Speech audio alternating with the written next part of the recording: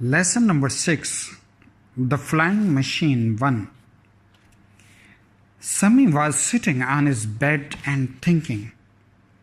He had a pencil and a piece of paper in his hand. He was drawing a flying machine. Sammy's design was nearly finished. It was a good design, and he was very happy. At that moment, he heard a knock at the front door and ran to see who it was. "Hello, Uncle Salim," he cried. "Come in, come and see my design." Uncle Salim was old and fat and had a long moustache and a shiny bald head. Sammy showed him the drawing of his flying machine. "Good drawing," said Uncle Salim with a laugh, "but it won't fly." "Why not?" asked Sammy. "It's too small," said Uncle Salim. He thought a little and pulled at his moustache. Besides, he continued, "It's got no engine." "It doesn't have an engine," said Sammy.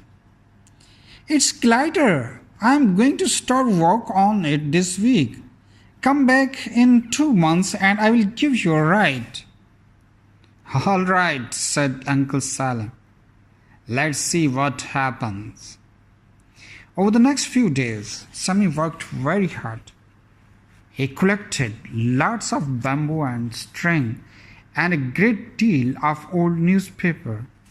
He borrowed a knife and a screwdriver. At the back of the house was an empty garage. Sammy said to his father, "Father, I need a workshop. I'm making a flying machine." His father laughed. "All right," he said. "Use the garage, but don't make too much noise." The next day, Sammy started work.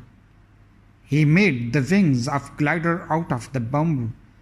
He put screws in all the joints and tied them up tightly with string.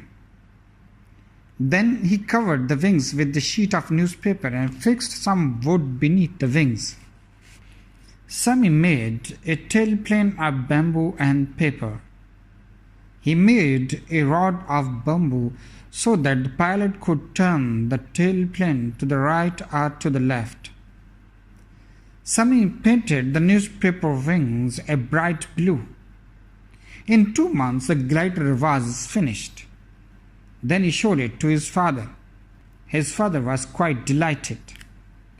On Sunday, after breakfast, Sammy took Uncle Salim to the garage to see the glider. "It doesn't look very strong," said Uncle Salim. "Oh, it is," said Sammy. "It will easily carry you."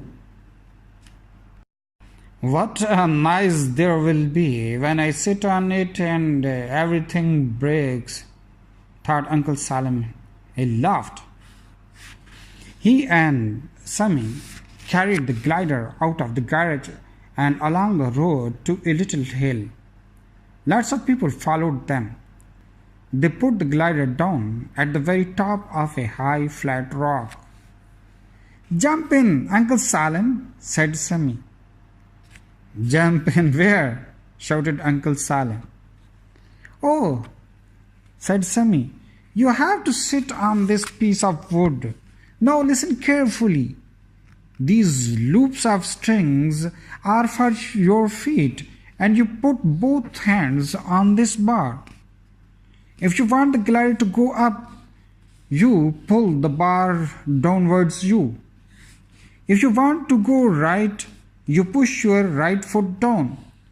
Put your left foot down to go left. Can you remember all that?"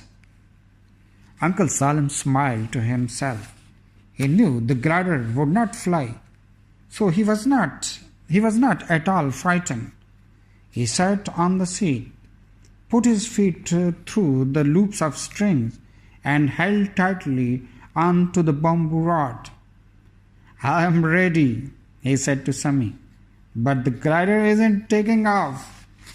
Uncle Salim laughed loudly.